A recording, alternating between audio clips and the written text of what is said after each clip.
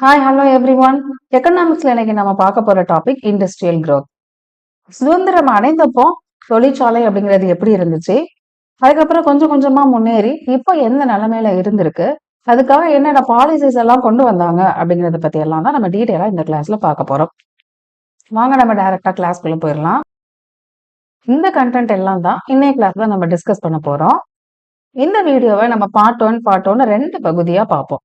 Part ஒன்ல இந்தியால இருக்கக்கூடிய தொழிற்சாலைகள் எப்படி டெவலப் ஆச்சு, என்னென்ன கொள்கைகள் கொண்டு வந்தாங்க அப்படிங்கறத பார்ட் ஒன் வீடியோல பார்ப்போம். பார்ட் டூல தமிழ்நாடு ரிலேட்டடான இண்டஸ்ட்ரீஸ் தகவல்களை பத்தி பார்ட் டூ வீடியோல நம்ம டீட்டெயிலா பார்ப்போம். அப்ப இன்னைக்கு நம்ம பார்க்க போற கண்டென்ட் என்ன, இந்திய பொருளாதாரம் அப்படிங்கிறது சுதந்திரம் அடைந்த போது எப்படி இருந்துச்சு, அதுக்கப்புறம் இண்டஸ்ட்ரியல் டெவலப்மெண்ட் தொழில்துறை வளர்ச்சி அப்படிங்கிறதுக்கான நிறைய விஷயங்களை அவங்க கொண்டு வந்திருப்பாங்க. அதுக்கான டைம்லைன் என்ன அப்படிங்கறத பத்தி நம்ம பார்க்க போறோம். அதுக்கடுத்து நிறைய கொள்கைகள் கொண்டு வந்திருப்பாங்க. 48ல 56ல 91ல இந்த மூணை பத்தி தான் நம்ம ரொம்ப டீட்டெயிலா பார்க்க போறோம். லாஸ்டா ஒரு சின்ன கன்க்ளூஷன் மாதிரி பார்த்து இந்த பார்ட் ஒன் வீடியோவை நம்ம முடிக்க போறோம். ஃபர்ஸ்ட் நம்ம பார்க்க போறது சுதந்திரம் அடைந்த அந்த காலகட்டத்துல, அதாவது 1947ல இந்திய பொருளாதாரம் எப்படி இருந்துச்சு அப்படின்னா, ஃபுல்லா நம்மளோட கண்ட்ரி அக்ரிகல்ச்சர் கண்ட்ரியா தான் இருந்துச்சு. அதாவது விவசாய நாடா தான் இருந்துச்சு. ரொம்ப தொழிற்சாலை அப்படிங்கிறது கிடையாது. தொழிற்சாலையை பொறுத்த வரைக்கும் ரொம்ப பலவீனமான ஒரு நிலைமையில தான் நம்ம இருந்தோம்.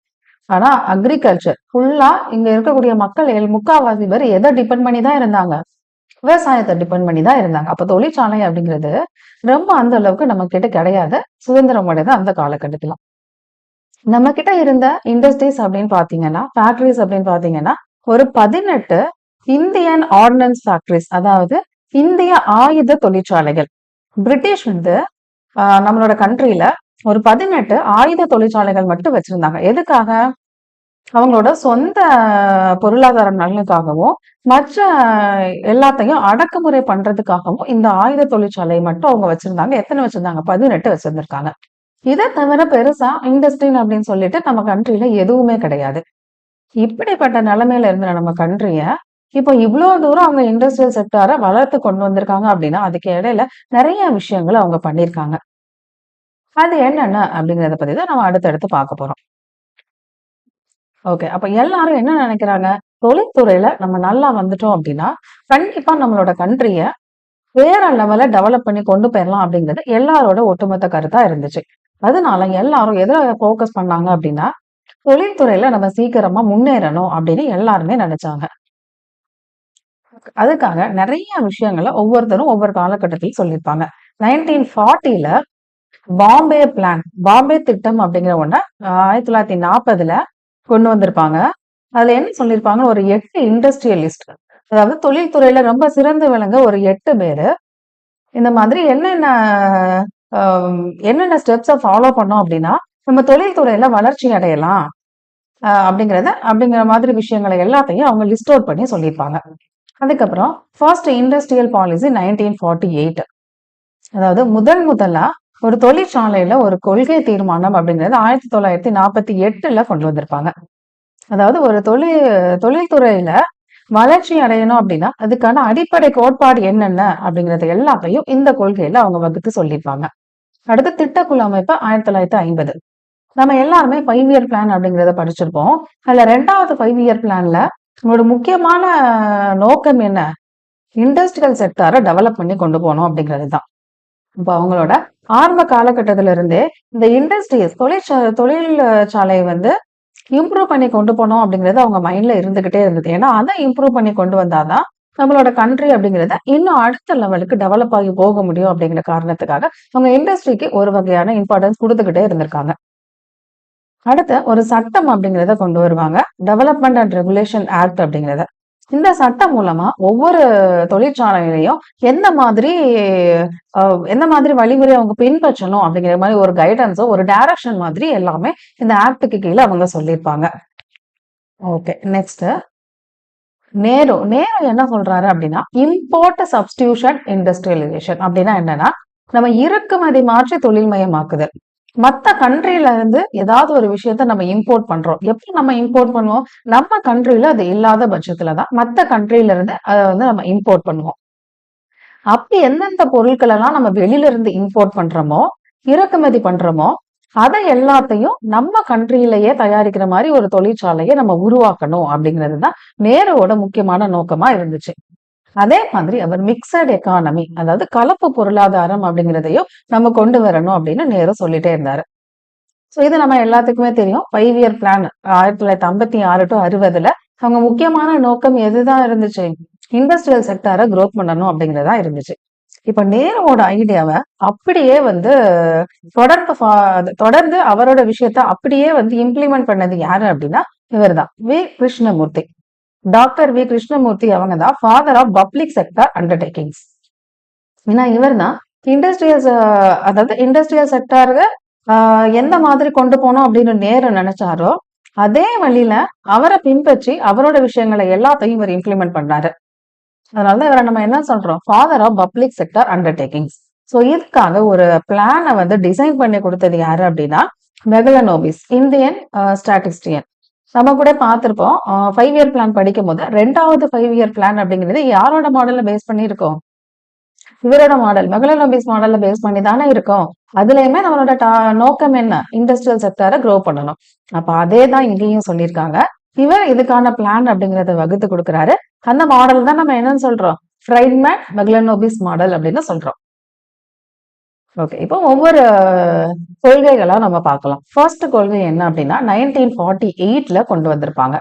எந்த டேட்ல? ஏப்ரல் 6 1948. இந்த டேட் ரொம்ப முக்கியம். இப்ப தொழில்துறை கொள்கை தீர்மானம் அப்படிங்கிறது ஏப்ரல் 6 1948 அன்னைக்குதான் நம்மளோட கவர்மெண்ட் கொண்டு வந்தாங்க. அப்ப இதுல முக்கியமான நோக்கம் என்ன அப்படின்னா மிக்சட் எக்கானமி. மிக்சட் எக்கானமி அப்படின்னா என்னது? பப்ளிக் செக்டார், பிரைவேட் செக்டார் ரெண்டுமே சேர்ந்துதான் ஒன்னா சேர்ந்து இணைஞ்சு ஒரு இண்டஸ்ட்ரி அப்படிங்கிறத நடத்தி அது மூலமா கண்ட்ரியை டெவலப் பண்ணணும். தமிழ்ல பார்த்தோம் அப்படின்னா கலப்பு பொருளாதாரம் அப்படிங்கிறது அரசு துறை தனியார் துறை ரெண்டும் இணைஞ்சு செயல்படணும் அப்படிங்கிறது கலப்பு பொருளாதாரம் அப்படிங்கிறது. அப்ப இந்த கொள்கை தீர்மானத்துல அவங்க முடிவு பண்ணது என்ன? கலப்பு பொருளாதாரம், மிக்சட் எக்கானமியா நம்ம கொண்டு போகலாம் அப்படிங்கிறதுதான் இந்த கொள்கை தீர்மானத்துல அவங்க முடிவு பண்றாங்க. இப்ப இதுல இண்டஸ்ட்ரிய ஒரு 4 வகையா பிரிக்கிறாங்க. ஒண்ணு பப்ளிக் செக்டார், அதாவது அரசு துறை.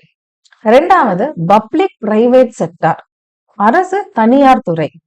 அடுத்து கண்ட்ரோல்டு பிரைவேட் செக்டார், கட்டுப்படுத்தப்பட்ட தனியார் துறை. லாஸ்டா தனியார் மற்றும் கூட்டுறவு துறை, பிரைவேட் அண்ட் கோஆபரேட்டிவ் செக்டார் அப்படின்னு இண்டஸ்ட்ரியை 4ஆ பிரிக்கிறாங்க. பப்ளிக் செக்டார் அப்படிங்கிறது ஃபுல்லாவே கவர்மெண்ட் கண்ட்ரோல்ல இருக்கும். பப்ளிக் பிரைவேட் செக்டார் அப்படின்னா முக்கியமான தொழிற்சாலைகள் எல்லாத்துலயுமே பப்ளிக் பிரைவேட், அதாவது அரசு மற்றும் தனியார் துறை 2 பேரும் இணைஞ்சு செயல்படுவாங்க. அடுத்து கட்டுப்படுத்தப்பட்ட தனியார் நிறுவனம் அப்படின்னா பிரைவேட் அந்த தொழிற்சாலை அப்படிங்கிறது பிரைவேட்டுக்கு சொந்தமானதா இருக்கும். ஆனா அது யாரோட கண்ட்ரோல்ல இருக்கும்? கவர்மெண்டோட கண்ட்ரோல்ல இருந்துட்டே இருக்கும். அதுதான் கண்ட்ரோல்டு பிரைவேட் செக்டார், கட்டுப்படுத்தப்பட்ட தனியார் துறை. லாஸ்டா பிரைவேட் அண்ட் கோஆபரேட்டிவ் செக்டார், அதாவது சின்ன சின்ன இண்டஸ்ட்ரி கோஆபரேட்டிவ்ஸ் எல்லாரும் சேர்ந்து இந்த அமுல்லாம் இருக்குல்ல, அதெல்லாம் கோஆபரேட்டிவ் செக்டார். ஸோ அந்த மாதிரி எல்லாரும் ஒன்றிணைச்சு செயல்படுத்தக்கூடிய ஒரு இண்டஸ்ட்ரி, ஒரு செக்டார் கோஆபரேட்டிவ் செக்டார்னு சொல்றோம். ஸோ இந்த மாதிரி இண்டஸ்ட்ரீஸை 4 வகையா பிரிச்சு வச்சிருக்காங்க. ஓகே, அடுத்து அப்ப இந்த பாலிசி 1948ல கொண்டு வந்தாங்க. அந்த பாலிசியோட முக்கியமான நோக்கம் என்ன அப்படின்னா இந்த சின்ன சின்ன இண்டஸ்ட்ரீஸ் எல்லாம் இருக்குல்ல, நம்ம வில்லேஜ்ல எல்லாம் கிராமத்து சைட்ல எல்லாம் போய் பாத்தீங்கன்னா சின்ன சின்ன காட்டேஜ் குடிசை தொழில்கள்னு சொல்லி சின்ன சின்ன தொழில்கள்லாம் பண்ணிட்டு இருப்பாங்க. ஸோ அதை வந்து ப்ரொமோட் பண்ணணும் அப்படிங்கிறது இவங்களோட முக்கியமான நோக்கமா இருந்துச்சு. ஏன்னா அதை வந்து இவங்க சப்போர்ட் பண்ணி நல்ல டெவலப் பண்ணாங்க அப்படின்னா ரூரல் டெவலப்மெண்ட், அதாவது ரூரல் ஏரியாஸ் கிராமத்தை சார்ந்த மக்கள் எல்லாரும் அவங்களோட வாழ்வாதாரம் அப்படிங்கிறது நல்ல நிலைமையில இருக்கும். ஸோ அதுக்காக இவங்க இந்த cottage industries and small scale industry குடிசை மற்றும் சிறு அளவிலான தொழில்களை வந்து பாதுகாக்கிறது முக்கியமான நோக்கமா வச்சிருந்தாங்க. அடுத்து சென்ட்ரல் அண்ட் ஸ்டேட் கவர்மெண்ட் இவங்களுக்கு, அதாவது ஒரு சில செக்டார் எல்லாம் சென்ட்ரல் அண்ட் ஸ்டேட் கவர்மெண்ட் மட்டும்தான் அதுல வந்து தலையிடுவாங்க. வேற பிரைவேட் செக்டார் கண்டிப்பா அதுல தலையிடவே முடியாது. அது என்னென்ன செக்டார் அப்படின்னா ஒன்னு ரயில்வேஸ், அடுத்து development of minerals like iron ore and coal, அதாவது ரயில்வே துறையும் இரும்பு தாது நிலக்கரி போன்ற கனிமங்களின் மேம்பாடு அந்த துறைகளையும் முழுக்க மத்திய மற்றும் மாநில அரசு மட்டும்தான் அவங்க கண்ட்ரோல்ல வச்சுப்பாங்களே தவிர பிரைவேட்டுக்கு அதை கொடுக்க மாட்டாங்க. ஓகே, அடுத்து ஃபாரின் கேபிட்டல் வாஸ் அலோட். அதாவது வெளிநாட்டுல இருந்து ஒரு முதலீடு அப்படிங்கிறத நம்ம தொழில் இப்போ இங்க இந்தியால ஒரு தொழிற்சாலையை ஆரம்பிக்கிறோம் அப்படின்னா வெளிநாட்டுல இருக்கிற ஒருத்தங்க இங்க முதலீடு பண்ணிக்கலாம். ஆனா அந்த தொழிற்சாலையை கண்ட்ரோல் பண்ண முடியாது. அந்த கண்ட்ரோல் அப்படிங்கிறது யார்கிட்ட தான் இருக்கும்? அதோட ஓனரும் இந்தியால உள்ளவங்களா தான் இருப்பாங்க. அதை கண்ட்ரோல் பண்றது இந்தியால உள்ளவங்களா தான் இருப்பாங்க. அப்ப வெளியில இருந்து அவங்க ஏதாவது இன்வெஸ்ட்மெண்ட் பண்ணிக்கலாம். ஆனா அவங்க இந்த இண்டஸ்ட்ரியில எந்த விதமான ஆக்ஷனும் எடுக்க முடியாது. அந்த கண்ட்ரோல் எல்லாம் யார்கிட்ட தான் இருக்கும்? இந்தியாவில் இருக்கிறவங்ககிட்ட தான் இருக்கும். இதுதான் 1948 இண்டஸ்ட்ரியல் பாலிசியோடது. ஓகே, இது நம்ம ஸ்கூல் புக்ல கொடுத்துக்கூடிய பாக்ஸ்.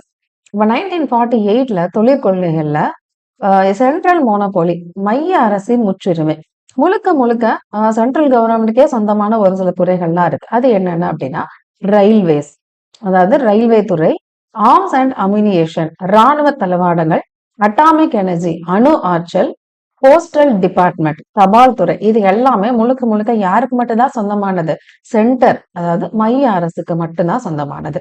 அடுத்து ஸ்டேட்டுக்கு மட்டும், மாநில அரசுக்கு மட்டுமே சொந்தமான ஒரு சில துறைகள்லாம் இருக்கு. அது என்னென்ன அப்படின்னா இப்ப நேச்சுரல் ரிசோர்சஸ், இயற்கை வளங்களான coal, steel, manufacture of aircraft, cement, rubber, automobile இதெல்லாம் இருக்குல்ல, இதெல்லாம் யாருக்கு மட்டும்தான் சொந்தமானது? மாநில அரசுக்கு மட்டும்தான் சொந்தமானது.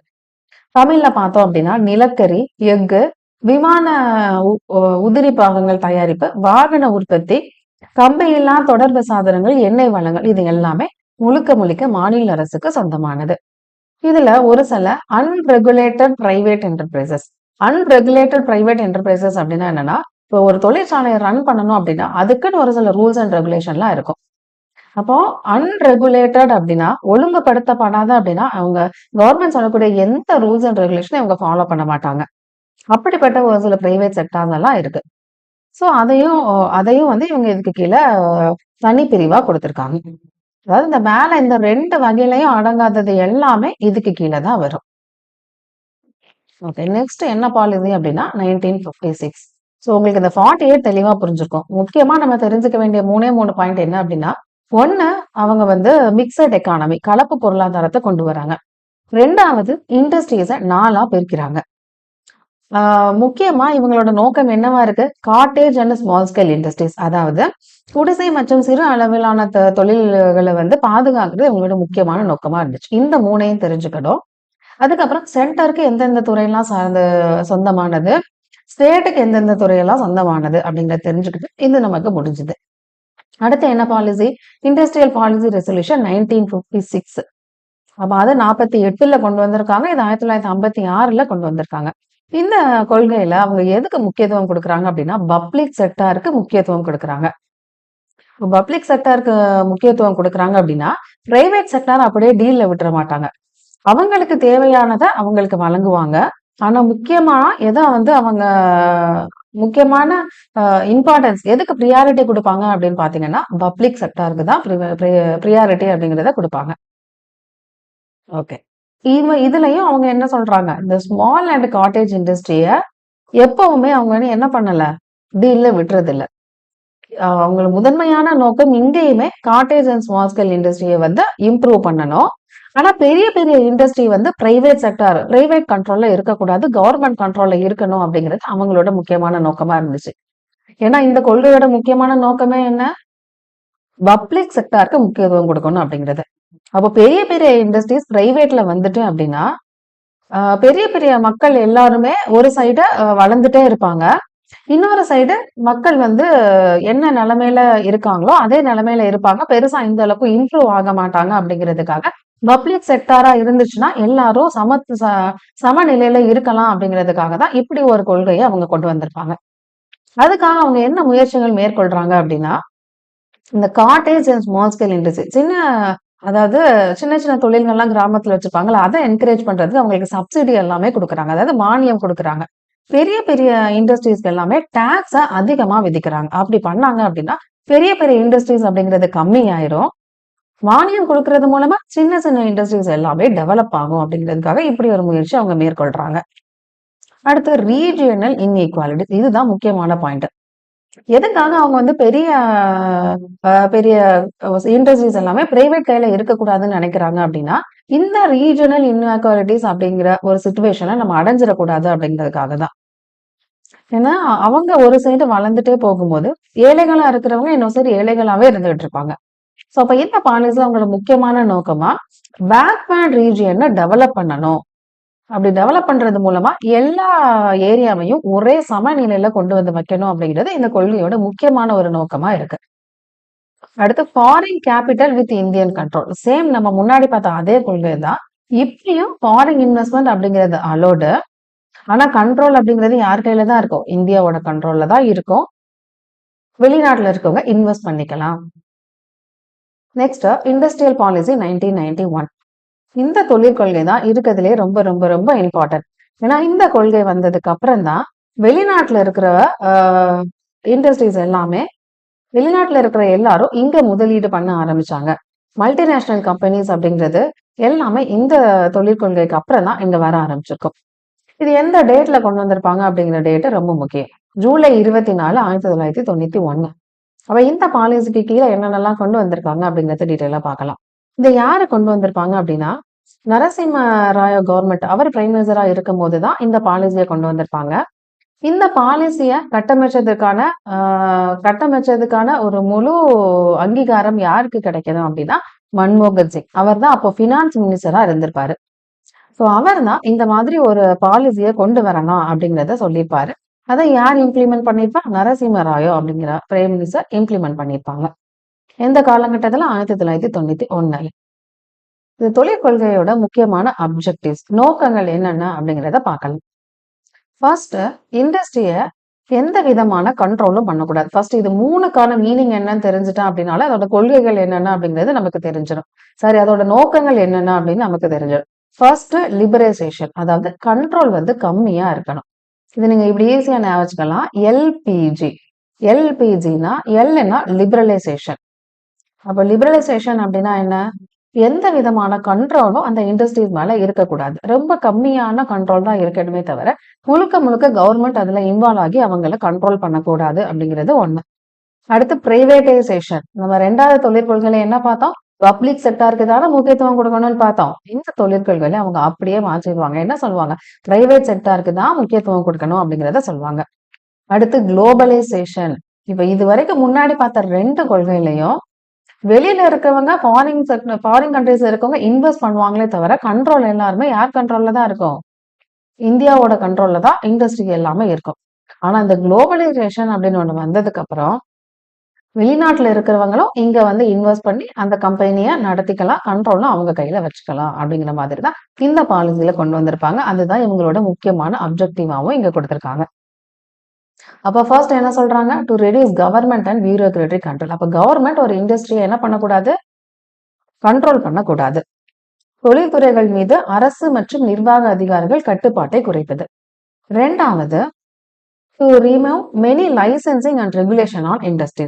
இப்ப முன்னாடி எல்லாம் இந்த பாலிசிக்கு கொண்டு வரதுக்கு முன்னாடி எந்த ஒரு புது இண்டஸ்ட்ரி ஆரம்பிக்கிறதா இருந்தாலும் கவர்மெண்ட் கிட்ட பெர்ஃபெக்டா லைசன்ஸ் வாங்கிக்கிட்டு தான் அந்த இண்டஸ்ட்ரி அப்படிங்கிறத தொடங்க முடியும். இந்த கொள்கை வந்ததுக்கு அப்புறம் அந்த லைசன்ஸ் வாங்க அந்த ப்ராசஸையே என்ன பண்ணிட்டாங்க? எடுத்துட்டாங்க. ஒரு முக்கியமான தொழிற்சாலைகளுக்கு மட்டும்தான் அவங்க லைசன்ஸ் அப்படிங்கிறத வாங்கணும். மற்றபடி சின்ன சின்ன இண்டஸ்ட்ரீஸ் தொடங்கணும் அப்படின்னா அவங்க இந்த மாதிரி லைசன்ஸ் வாங்க தேவையில்லை. அடுத்து ஃபாரின் டைரக்ட் இன்வெஸ்ட்மெண்ட் அலோ பண்றாங்க இந்த கொள்கைகள்ல. அடுத்து to free Indian industry from restriction of MRTP act. MRTP act அப்படின்னா மோனோபோலிஸ்டிக் ரெஸ்ட்ரிக்டிவ் ட்ரேட் பிராக்டிசஸ். அதாவது தனியா அதாவது நம்மளோட கண்ட்ரி ஃபுல்லா மோனோபோலி அப்படிங்கிறது ஒருத்தவங்களோட கையில மட்டுமே இண்டஸ்ட்ரி அப்படிங்கிறது இருக்கிறது மூலமா மொத்த கண்ட்ரியுமே அவங்கள சார்ந்து இருக்கிற மாதிரி ஆயிரும். அதே மாதிரி அவங்களோட ட்ரேட் பிராக்டிசஸ் அப்படிங்கிறது இப்போ ஒருவேளை விலைவாசி அப்படிங்கறது எல்லாம் அவங்க குறைச்சு சொன்னாங்க அப்படின்னா இப்ப அவங்கள விட கீழே இருக்கக்கூடிய இண்டஸ்ட்ரீஸ் எல்லாருமே என்ன பண்ணுவாங்க? ரொம்ப அஃபெக்ட் ஆவாங்க. சோ அதுக்காக தான் ஒரு சட்டத்தை எம்ஆர்டிபி ஆக்ட் அப்படின்னு சொல்லி கொண்டு வந்திருப்பாங்க. அதையுமே என்ன பண்றாங்க? ரிமூவ் பண்றாங்க. ஏன்னா எதுக்காக இந்த சட்டத்தை கொண்டு வந்திருப்பாங்க அப்படின்னா முன்னாடி இருக்கக்கூடிய தொழிற்சாலை அந்த கொள்கையில 1956ல கொண்டு வந்தாங்க. அதுல அவங்க முக்கியமான நோக்கம் என்ன? இந்த மாதிரி பெரிய பெரிய பிரைவேட் இண்டஸ்ட்ரி எல்லாம் வரக்கூடாது அப்படின்ட்டு. சோ அப்போ இந்த சட்டத்தை கொண்டு வந்திருப்பாங்க. இப்பதான் இவங்க பிரைவேடைசேஷன் ஆக்கிட்டாங்கல்ல, அப்போ இந்த சட்டமே அவங்களுக்கு பெருசா இம்ப்ளிமெண்ட் பண்ண தேவையில்லை. அதனால இதையுமே அவங்க என்ன பண்ணிட்டாங்க? எடுத்து விட்டாங்க. அடுத்து to increase productivity and employment. அப்போ இன்னும் நிறைய வேலை வாய்ப்பு கிடைக்கணும், ப்ரொடக்ஷனை இன்க்ரீஸ் பண்ணணும் அப்படின்னா இந்த மாதிரி நம்ம பிரைவேடைசேஷன் பண்ணணும், குளோபலைசேஷன்லாம் பண்ணா மட்டும்தான் அவங்களால பண்ண முடியும் அப்படிங்கிற காரணத்துக்காக இது எல்லாத்தையுமே அவங்க பண்றாங்க, கொண்டு வராங்க இந்த பாலிசிக்கு கீழே. அப்போ இந்தியன் இண்டஸ்ட்ரி வந்து வெளிநாட்டுல மற்ற கண்ட்ரியோடையும் இன்டர்நேஷனல் லெவல்ல நம்ம போட்டியிட்டு அது மூலமா நம்மளோட பொருளாதாரம் அப்படிங்கிறது அடுத்த லெவலுக்கு கொண்டு போகணும் அப்படிங்கிறது நம்மளோட முக்கியமான நோக்கமா இருக்கு. அப்ப இந்த அப்ஜெக்டிவ் எல்லாமே உங்களுக்கு தெளிவா புரிஞ்சிருக்கும். ஓகே, அடுத்த important initiatives by the government towards industrial policy. அதாவது இந்த 5 விஷயம் தான் நம்ம அடுத்து டிஸ்கஸ் பண்ண போறோம்.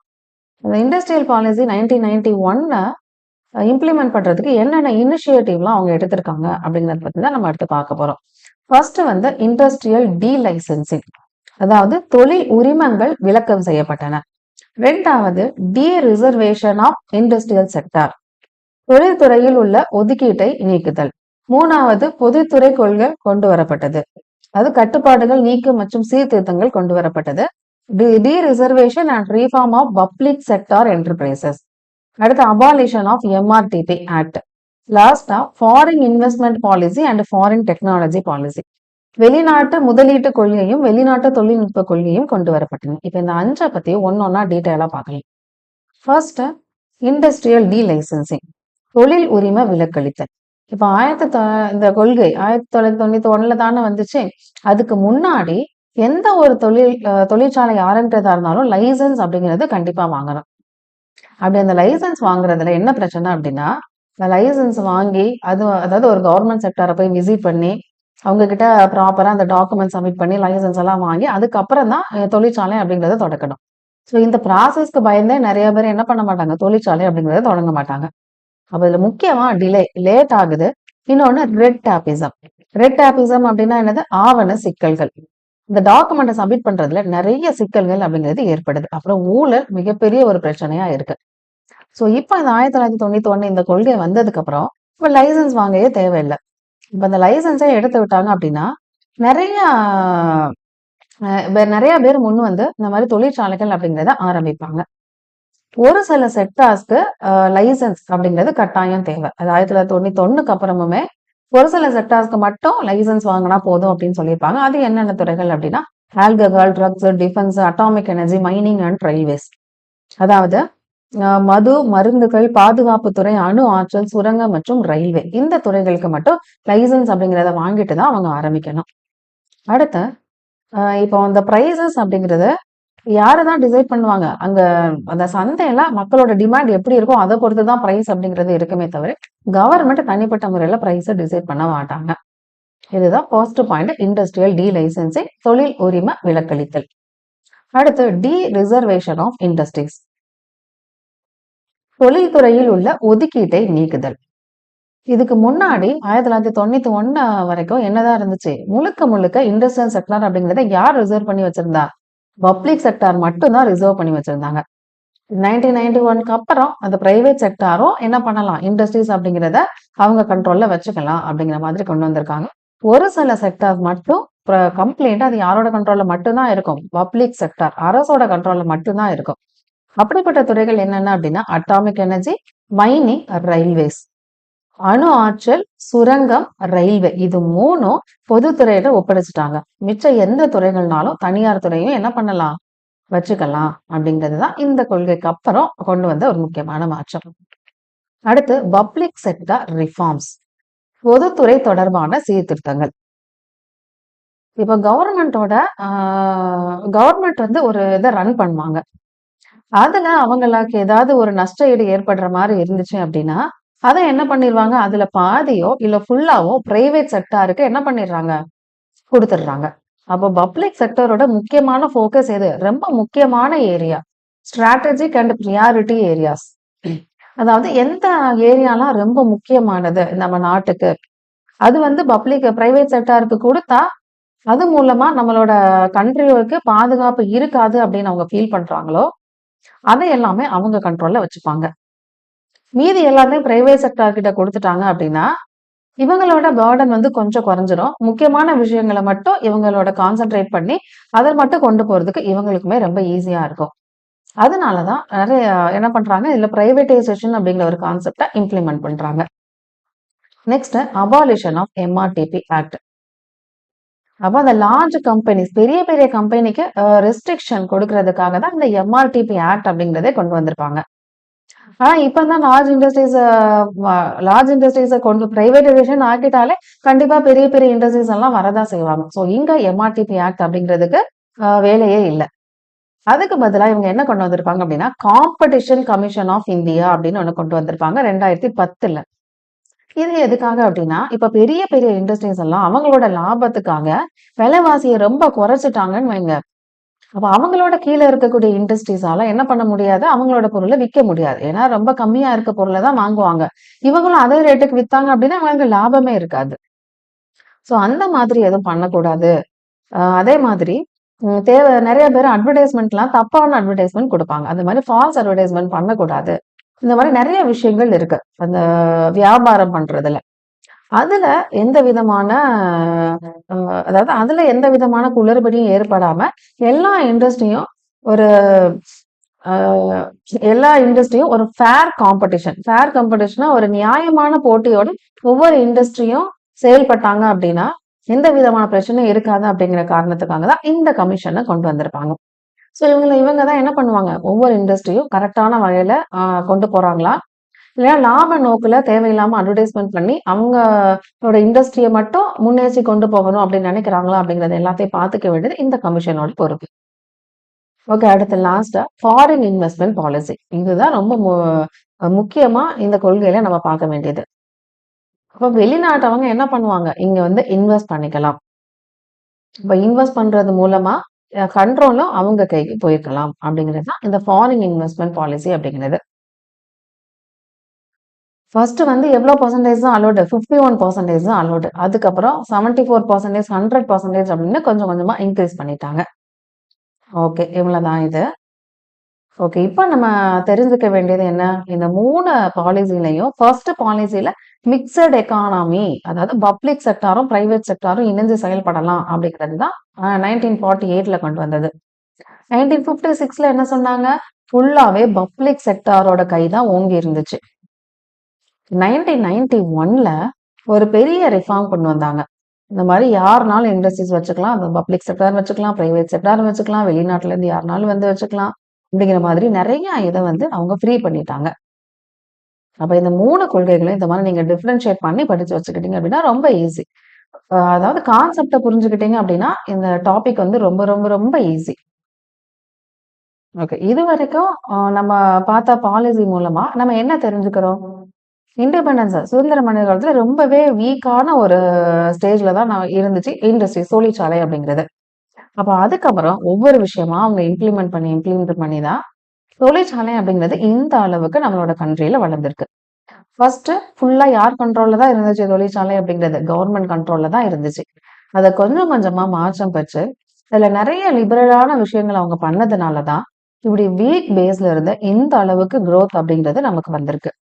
இதுதான் இவ்ளோ நாள் நம்ம பார்த்த பாலிசி மூலமாவும் நமக்கு தெரிஞ்சுக்கிட்டது.